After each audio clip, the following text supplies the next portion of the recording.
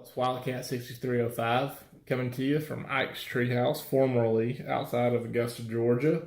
Uh, so I'm playing my Global War 36 game, and just a quick update. So of where we're at.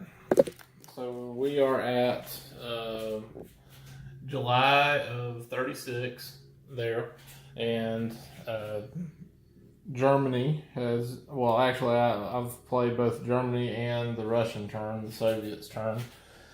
So just kind of recap of what Germany did. I'm trying to set my stand down, make sure I don't knock everything over.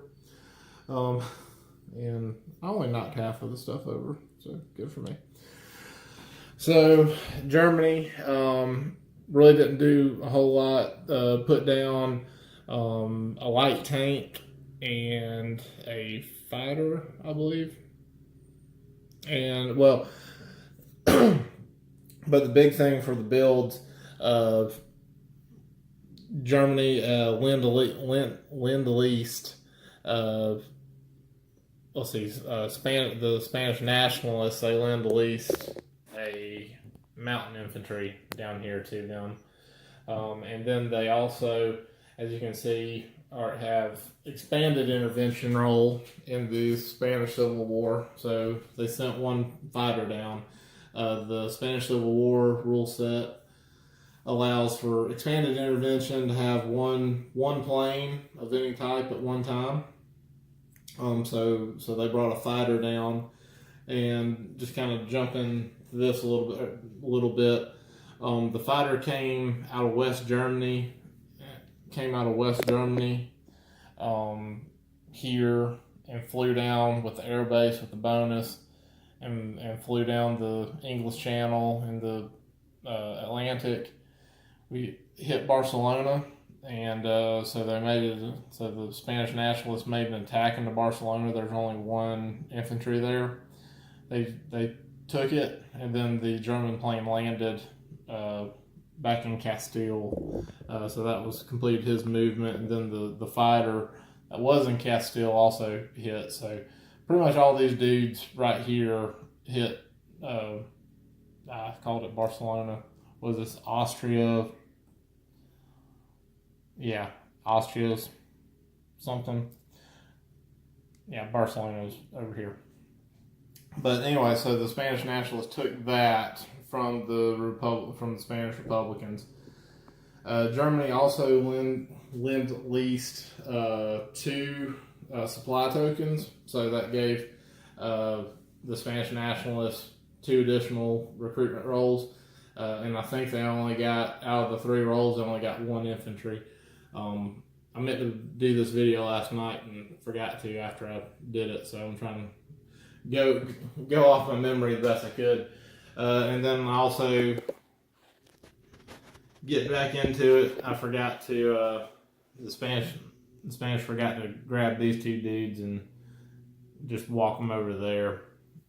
Should have done that. What else do they do? Okay, and then the Germans annexed, walked one infantry into Austria, and so annexed Austria, so that increased the German income by 2 IPP and increased the British by 1. Let's see, we also put down the two, the sub and the destroyer that were on the place units. And I'm trying to remember, made a tech roll, got heavy armor up to stage 2 there. And then Germany also tried to influence Turkey. Now this is where I'm having to kind of amend some stuff because I'm playing with the diplomacy, with the new diplomacy expansion, and I'm also playing with Turkey at war. And so the two influence systems don't really jihad. The Turkey influence system goes to 4 points of influence, and the diplomacy influence system goes to 3, and you can knock people down up and down. You can, when you go up one, you can knock somebody else down. So I decided I'm just going to play with the Turkey at at war influence rules for Turkey, and I'll play with the diplomacy influence rules for everybody else. So with that, those rules are 2 IPP to try to influence Turkey, and if you lend-lease them anything, that gives you a +1 on your roll, and so then you get a chance to roll, and 1 through 3 gives you an influence point. So Germany could have influenced Turkey if they'd rolled a 4 and they rolled like a 7, so they didn't get any influence on Turkey. So that was a wasted 3 IPP for the German player. However, it still got done, and it was good. Germany also bought some supply tokens, so that's how they lend-leased the supply to the Spanish nationalists. And let's see, I'm trying to run up in my head how much all that is that they spent so far. But yeah, we placed a fighter. It's coming back to me. They placed a fighter here in West Germany, and then they also placed a light tank down here in Munich. And let's see, so what is that? That's 14. There was another 6 that they spent. But yeah, anyway, so if you see it, I can't remember what all they placed there. Probably should have done this video earlier. Well, it's a little bit fresher on my mind. But however, you can see where the Germans are right now. I'll try to get a different angle of it here. So you can see they've started to expand, annexing Austria, and probably going to try. Some point, I see the Germans going full intervention in the Spanish Civil War, but not at this moment in time. Next turn, we're probably going to do a airplane shuck. So since there's an air base here, and you can only to keep expanded intervention, you can only have 1 plane in it at a time, but you can move 1 German infantry down. So I'll probably do a aircraft shuck and fly the fighter up. Well, yeah. Well, I may have to do it 2 different rounds because that would technically put 2 aircraft in at one. Well, no, it'd all be non-combat move. Yeah, so on the next German non-combat move, I'll fly this fighter back up to Germany because there's an air base. Well, no, he can't use that air base. But we'll figure this out. Probably want to try to attempt a shuck with the aircraft here and get this air transport to take this dude down to Spain. And eventually we'll probably do a full intervention, but at this moment in time, there's no point in pulling the trigger on a full intervention until you're ready, until you got everything ready. Jumping over to Russia, the Russians' turn. Not a lot going on there. They also tried to influence Turkey and were successful. So right now, the Soviets are leading the race and influencing Turkey. I don't think they lend-leased them any money, and they got an influence point, so good for them. But they also lend-leased 2 supplies to the Spanish Republicans, and the Spanish Republicans had 3 recruitment rolls, and they got 2 of them, so they were able to shore up their defenses here. They did not do a counterattack just because there was only 1 guy here, and there was 1 guy in Madrid. So the 2 guys went in Madrid and in Barcelona. So they're just trying to shore up before they make a counterattack. You know, the way they're sitting right now, the way they're sitting at this moment, they would probably try to counterattack, but the Spanish nationals go first. So see what happens next round. And then as far as up here in the Soviets just moved some guys around. One thing I forgot to mention about the Soviets, they decided not to engage in any border conflict, any border skirmishes.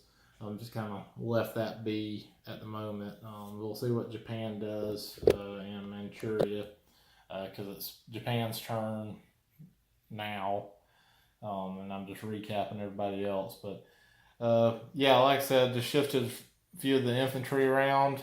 Did not spend any oil. That was one thing I forgot to mention about Germany here. Germany spent all their oil that turn. So doing what they did, moving the aircraft and moved the artillery, and then lend-lease. In my house rule, I'm saying if you lend-lease, that spend the oil. So the Soviets did spend one oil when they lend-lease, but they didn't spend any oil on moving any of their stuff. They just moved infantry around and didn't move any mechanized equipment around yet. All right. So the Japanese turn here.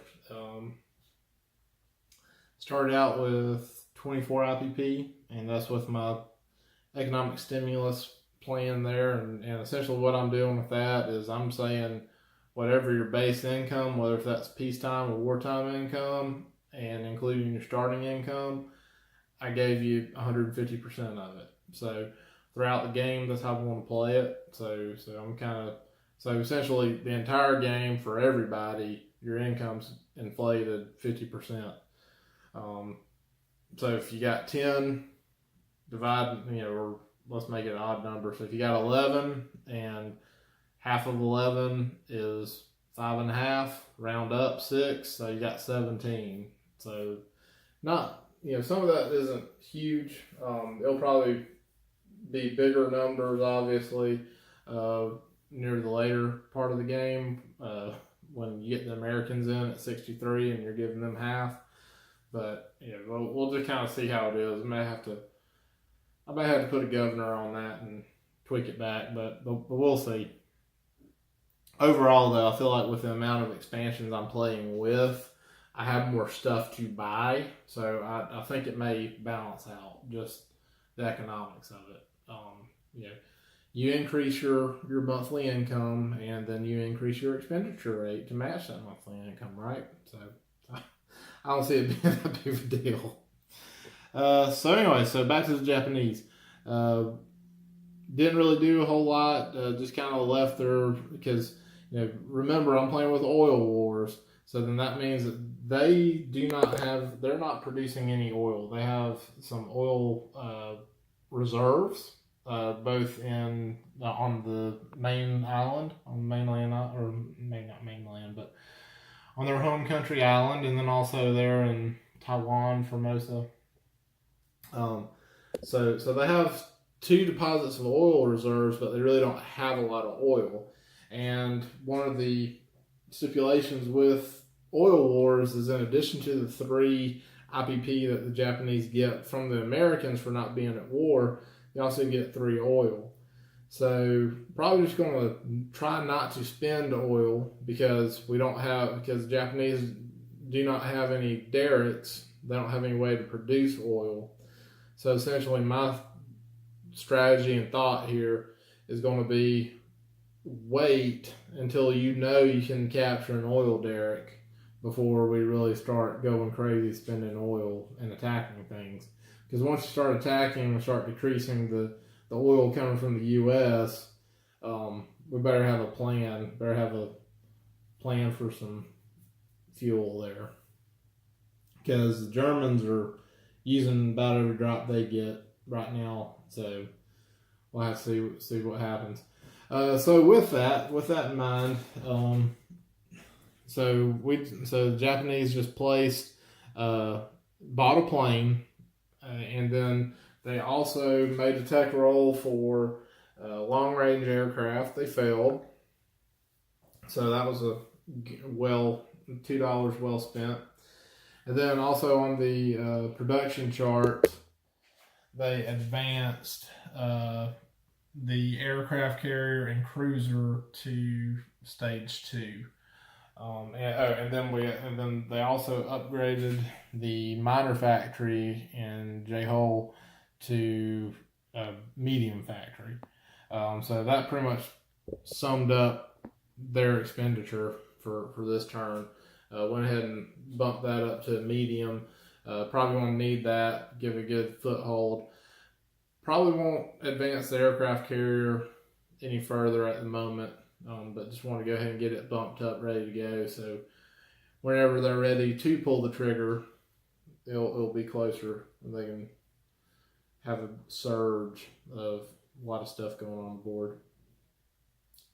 They did not engage in any border conflict at this moment. Once again, trying to just kind of conserve oil and what they're doing. We may be strategic and probably going to try to hit Mongolia at some time and have a border war with the border skirmish with them. And with the Manchukuo rules, you can actually take a territory. So they may, they can take territories from the Russians, but let me check that rule. I was right, what I was saying. So in the Manchukuo rules, so out of box, Japan and Soviets can engage in border clashes here along their border. In the Manchukuo rules, and let me back up the camera, so they can take these two territories from each other without being at war. Also in the Manchukuo rules, and this is where I was getting myself confused, however, I stopped myself before I continued on.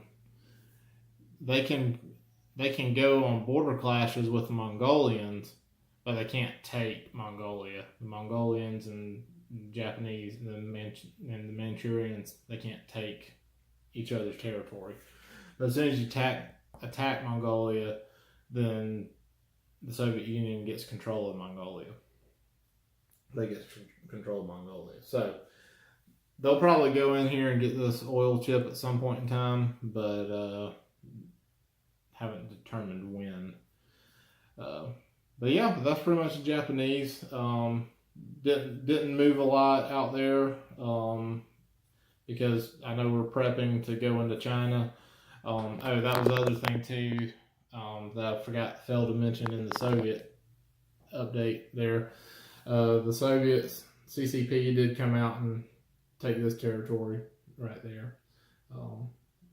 I can't read it. It's upside down and covered up. But they took this territory here. They took their the Soviet commander in with them and got it, and then they got a recruitment role and placed a infantry. And the Soviets lend-leased them a supply token to give them an extra recruitment role in there too. So one thing, so I'll tell myself while we're looking at this, I didn't realize this last time when I was playing. However, I did catch it this time.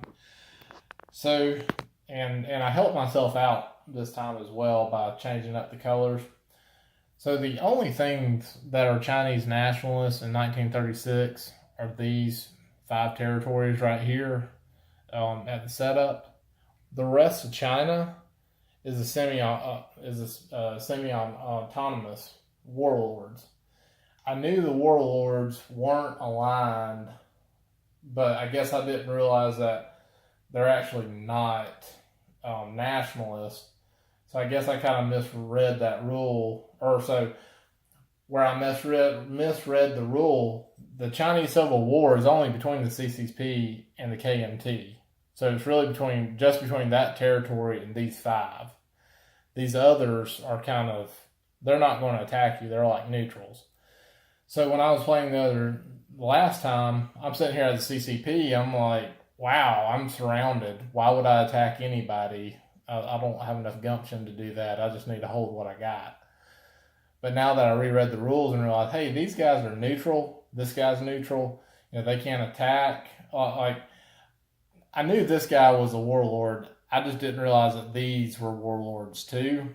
And so that kind of changed my output. So because of that, I also tried to place extra units, and these are 1914 and risk pieces that I put in here to represent the different warlords. So all the warlords, that's FEC obviously, but all the warlords where they change warlords, I tried to put a different color in. So then I would recognize that, hey, these are different guys. This isn't the same country. And I can already tell I'm like, oh, well, I'll do a little bit of Chinese Civil War now because I hardly engaged anything last time. So, but yeah, so there we are. We're up to Japan, 1936. So I'll tag on the rest when we get it done. We have completed the Commonwealth turn. Not really anything too majorly exciting. Moved some boats around up here, and just swapped out, moved the torpedo boat destroyer that was here, moved him there, and then brought the destroyer that was there over here. So they swapped the two of them. Moved this torpedo boat destroyer into the English Channel. Let's see, built a dude in Ottawa for the Canadians. Built a dude in London. Let's see, what all did they spend their money on? They made a tech roll for radar and didn't get it. They used a couple dollars to influence Turkey and were successful. So right now the Soviets and the Allies have one influence point. So it's 1-1-0 for Turkey right now. UK also started to build a factory in Cairo. Just kind of, when your options are either build 2 rails to connect to the South African factory, or build a factory up here. That's $10. That's $8. It just kind of felt like the better move to get it right there if you're going to be sending all your troops up there. So go ahead. So went ahead and started that. FEC placed another dude in Calcutta, and the infantry that was in New Delhi, he's moving up to Kashmir to confront the partisan up there. So next turn, maybe he'll be gone. They did. Let's see. One of the infantry in Cairo moved into Transjordan to help support that infantry there, take on the 2 partisans that were in Transjordan, and they were able to knock one of them out, and the other one faded. So kind of like a submarine fade, they submerged in a way. Kind of like a submarine submerges, the partisan can fade. The Dutch just held on to their money, and let's see, Anzac built infantry and just kept everything there. Probably next turn looking to build a destroyer, possibly. And yeah, I think that's probably about all that happened there. So just nothing really too exciting. Building some factories, upgrading some factories, and that's pretty much it. Just finished up the French turn, and really just moved some boats around. Their build, because they're have 5 IPP, but with my economic stimulus, they have 8, so they had 8 to spend. So bought 2 anti-air and put them both in Paris. We'll probably move one to the Maginot line to just kind of bulk up the defense there a little bit. Move some boats around.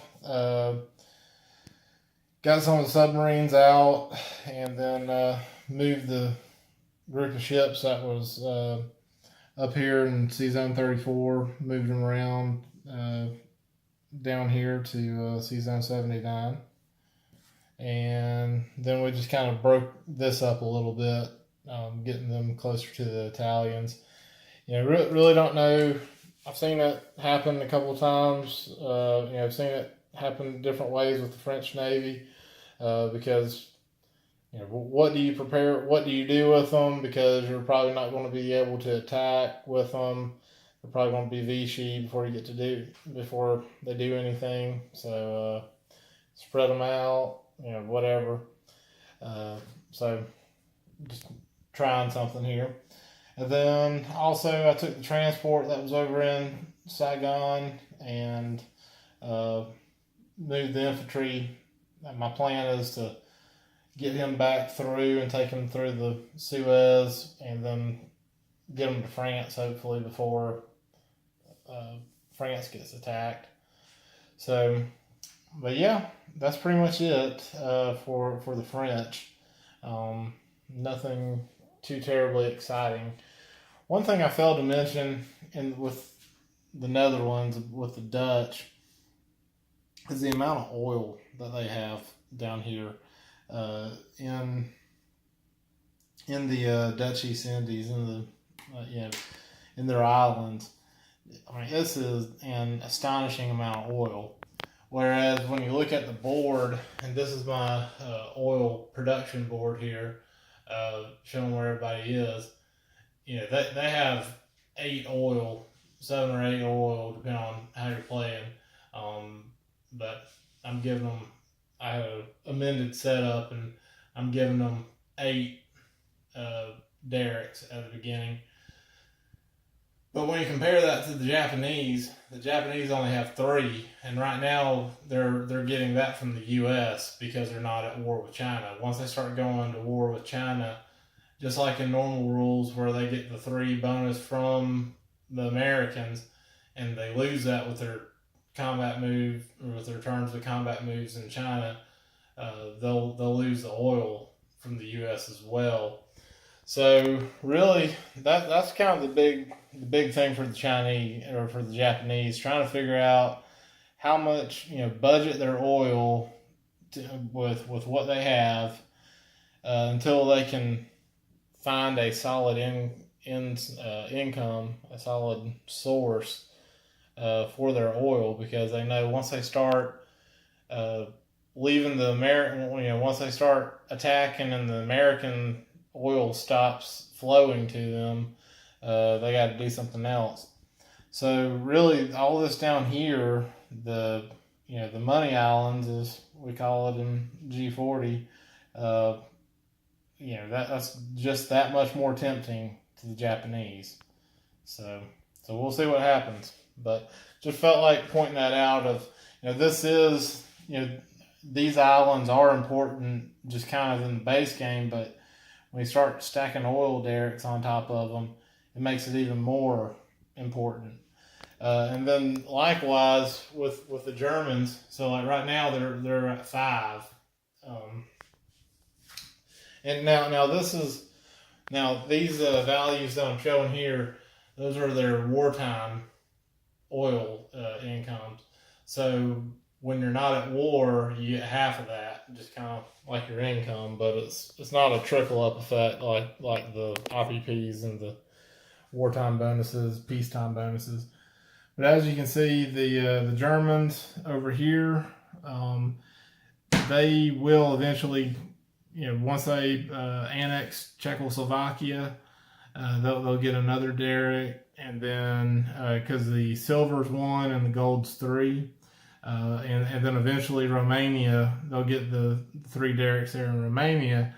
However, that's still not a lot of oil that they got sitting there. So, because I only brought in 3 oil, and so every time you move either a ship, a land unit, or an air unit, excluding infantry, you spend 1 oil, and then you spend an additional oil for every strategic bomber or capital ship that you move in addition to that. So to me, one of the things I like about the oil wars is it gives reason to come down here and to the Caucasus to take these oil fields if you're the German player.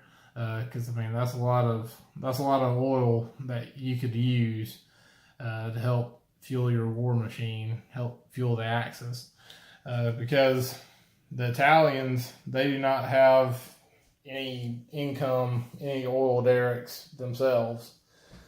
So it's really up to the Germans to, the Japanese, they'll have to find sources of oil. But as far as the European Axis, it's really up to the Germans to feed both them and the Italians, because they'll have to lend lease, potentially have to lend lease to the Italians. So, all right. So, like I said, that's supposed to be a French summary segment, but I realized I probably should point out some of the oil war dynamic that's going on here. All right, the Italians are next. The Italian turn, and they took Abyssinia. They lost 1 infantry doing it, and they ended up using their their chemical weapons here in Ordinance 3. So they used them against the Abyssinians, and then they beat the British in they beat the Allies in a dice roll.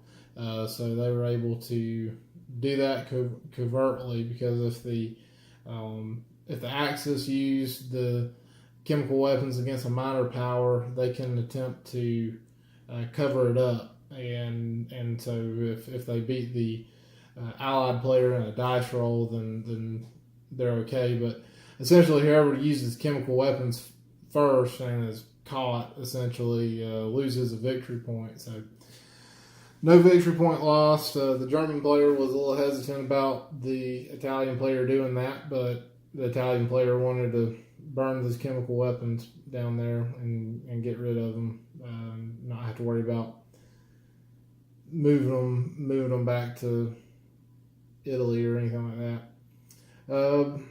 Other than that, the Italian Navy, North Africa, everything just kind of stayed put. And then the Italian Navy rearranged a little bit up here. They may possibly be getting ready to go full intervention in the Spanish Civil War. We'll see. And then for their build, they put down a transport and a infantry there. So next turn, be looking for them to just bridge over to Albania and annex Albania. Well, we just finished the U.S. and KMT turn. So the U.S. They just took their money and advanced the aircraft carrier and cruiser up. That took all their money. They had $1 left over. So yay. And then the KMT, they built cavalry and 2 infantry and just kind of loaded up there, and non-com the commander over there. So they didn't try to counterattack the CCP because of being mountains, and really they only had 2 militia, so it really wasn't a good option at that point in time. So hopefully next round they'll be able to counterattack and or see what happens. But well, that I'm just panning around here for a second, but that will complete July 1936. So we are now going to be in January 1937.